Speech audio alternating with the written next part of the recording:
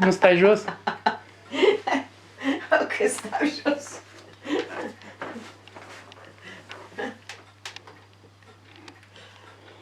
Da, bine ai venit. Bine te-am găsit.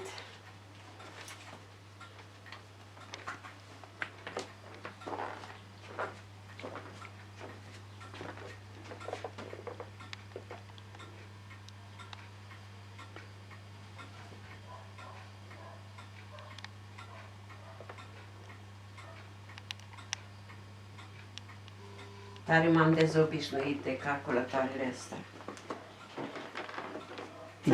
Tare mulțumită sunt de Apples. De ce nu mi-ai spus că mă tragi în ăsta, în video? Poate că mai sunt și murdare pe față. Da, pe unde? Păi ca să te pregătești, nu? Păi o leacă, da. E bine până nepregătit. Dar uite că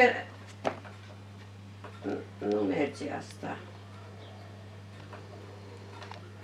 Alt sistem.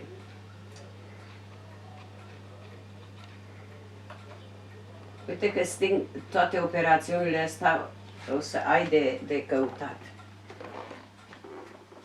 Care operațiuni? Programele care ai aici. Nu mă pot obișnui cu